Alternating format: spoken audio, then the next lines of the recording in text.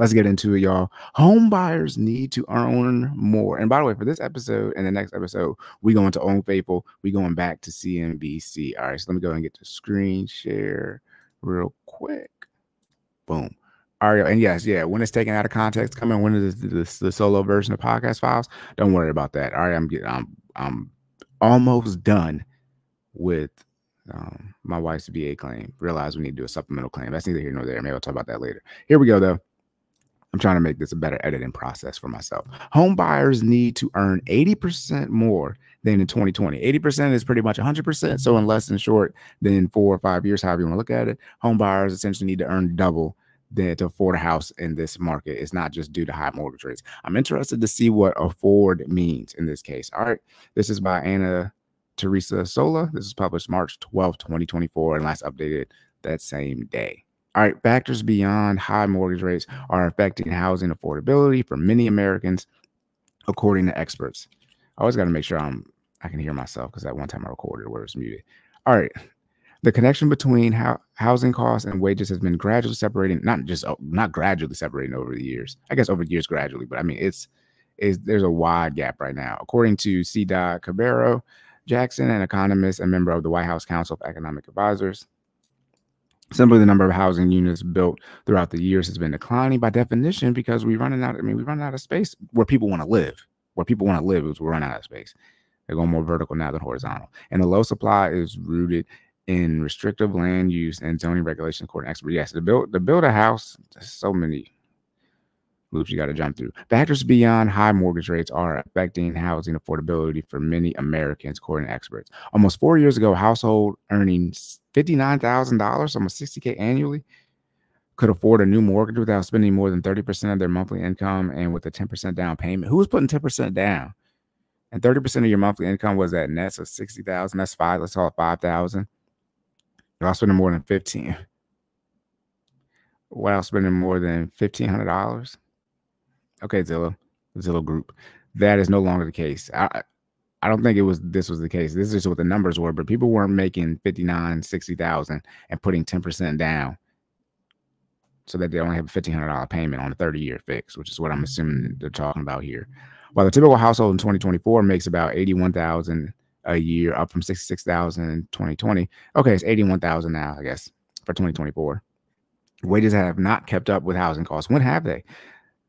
Over the last, 30, 40 years, they probably haven't. We've seen that decline. Since January of 2020, the typical mortgage payment on a typical home in the U.S. has nearly doubled. True, says Orphe Divogai, a senior economist at Zillow. Nowadays, a potential home buyer need to make about $106,000, over 6 figures a year in order to afford a typical home, an 80% increase from January 2020, according to Zillow. Why aren't they telling us what the home price is?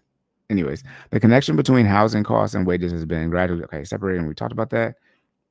Around the mid-90s, you start seeing, that's at 30, 40 years, housing prices sort of separate from the median wages in a way that kind of made housing less and less affordable for people who are in the market. Yes, as you start getting to the 90s, baby boomers are all in their 30s at least. And so with the baby boomers at the time, right, the baby boomers haven't given birth yet to Gen X or the millennials, but baby boomers being the largest generation at the time, all the wealth that the baby boomers have, et cetera, et cetera, et cetera, all these various things. I mean, baby boomers still did go through the inflation of the 80s. Baby boomers had to deal with double-digit interest rates, but as you see that economic transition of how much wealth the baby boomers began to accumulate, it makes sense why you start seeing some of these house prices increase. Other thing too is how much progress we made just from on the technological front as well. So many more things I've always mentioned that we didn't even have to pay for, right? Let alone that used to be luxuries and then now transition to necessities, and short, like a cell phone, right? It used to be everybody didn't have a cell phone. Now everyone has a cell phone.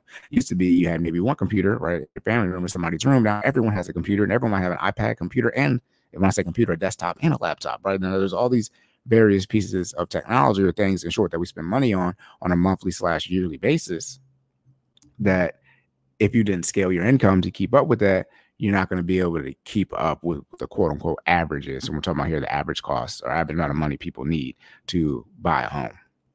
More supply helps keep down prices. In theory, yes, economics. All right, tight supply is another reason behind unaffordability. Fewer homes available in the market for would-be buyers keep real estate prices elevated. In some local markets, the shortage makes prices climb higher. Yes, supply and demand. This might be what you learn on the first day of your economics class. In short, as supply goes up, then it's supposed to lower the price. As demand goes down, it's supposed to increase the price. That's just like a real short version of, economics. But the other thing too is, speaking of, they're talking about what people need to make in comparison to 2020 at the start of Panorama. We're still recovering from that supply shortage. Still recovering.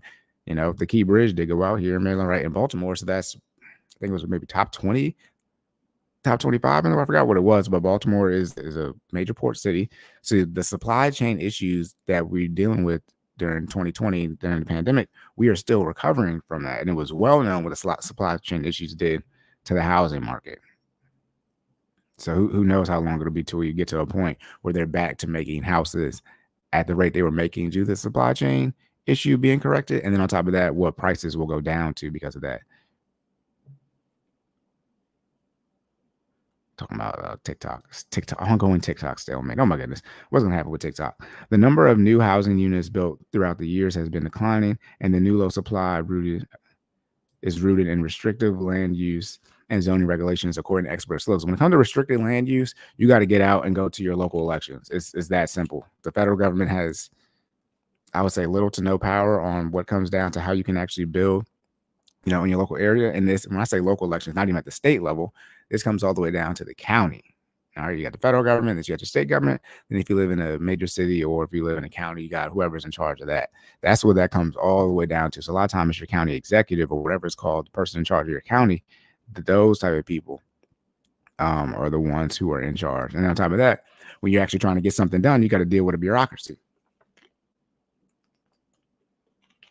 So you might have people who you voted in, or you might not have voted in, but people who were voted in to create these laws or these zoning regulations. But then when you actually go to figure out how they work, you got to go to someone who's just hired by the local government.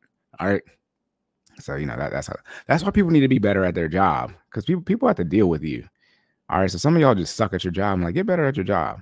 Anyways, if we have a supply problem, we really need to have a supply solution. Oh, thanks. Is that Diovon guy? I don't know how to pronounce that. Land use and building regulations across the country make it difficult in some markets to build new homes. And the most important way to improve affordability is to construct more housing in the U.S., he said. Yes and no. Just because